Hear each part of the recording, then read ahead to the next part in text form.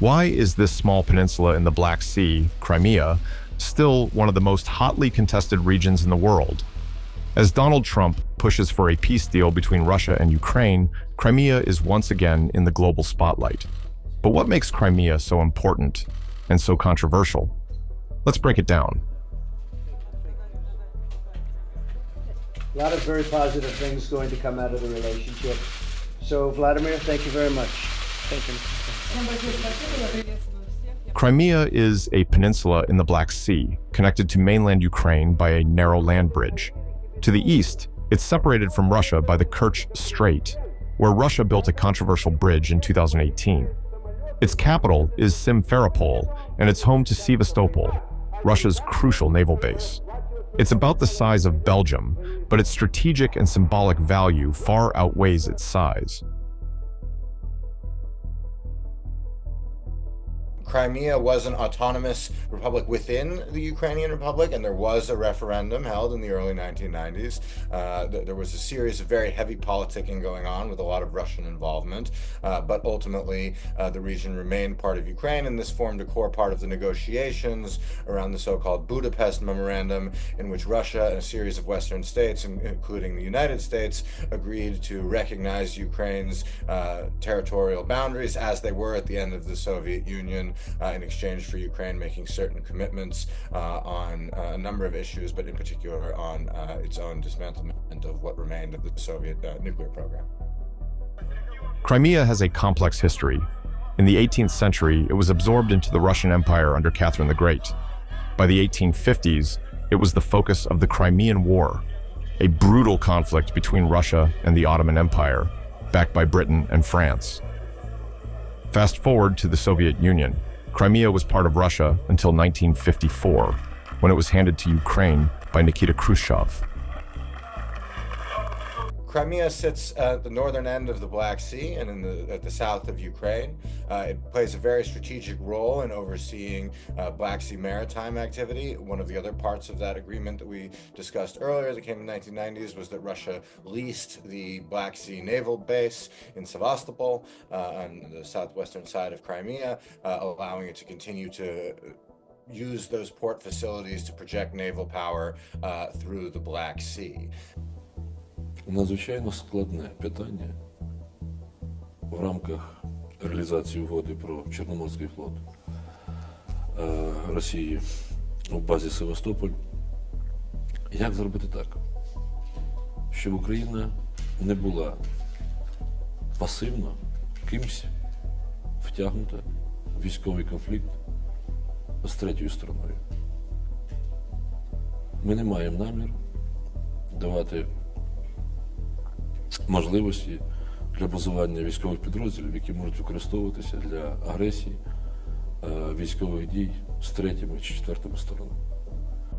After the USSR collapsed in 1991, Crimea remained part of an independent Ukraine until 2014.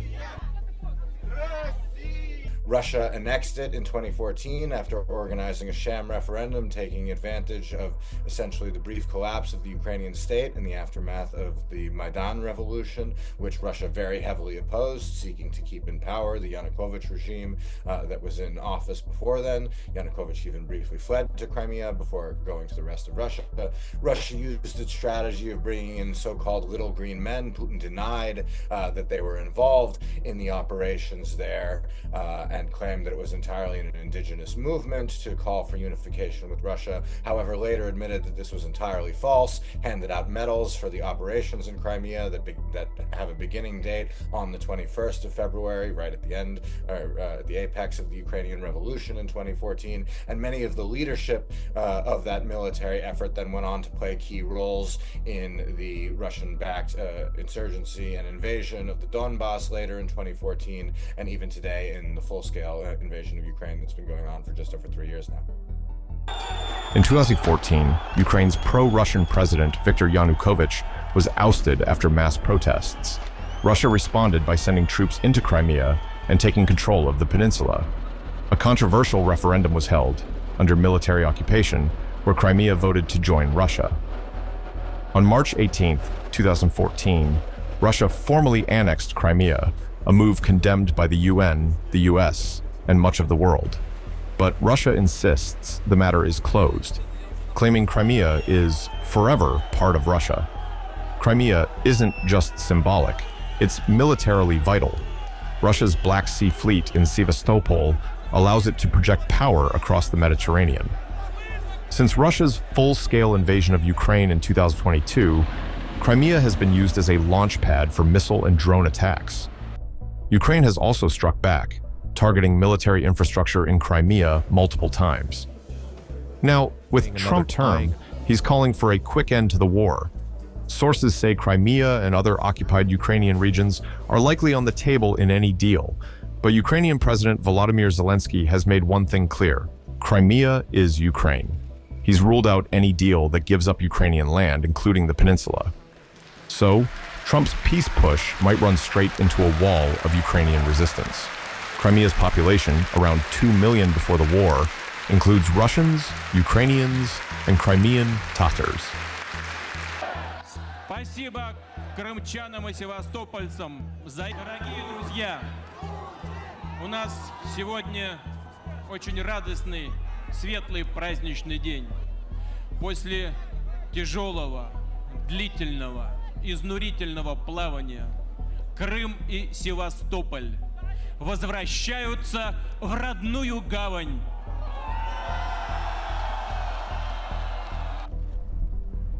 The Tatars, historically persecuted under Stalin, largely oppose Russian rule.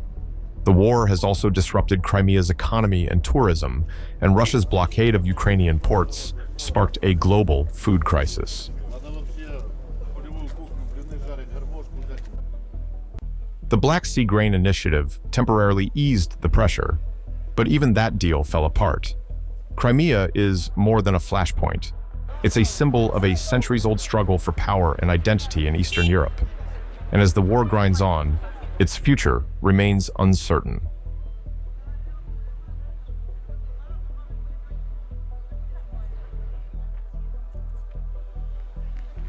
Were Trump to unilaterally recognize Crimea as Russian territory right now, he would be immediately giving up perhaps the most important negotiating card in all of these discussions, seemingly for nothing in return.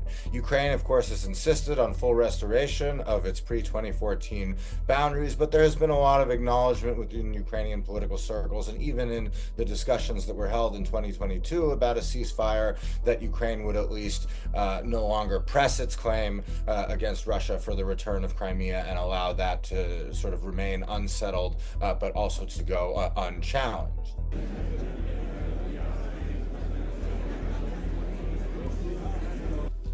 We want, like you, a sovereign and prosperous Ukraine. But we must start by recognizing that returning to Ukraine's pre-2014 borders is an unrealistic objective. Chasing this illusionary goal will only prolong the war and cause more suffering. A durable peace for Ukraine must include robust security guarantees to ensure that the war will not begin again.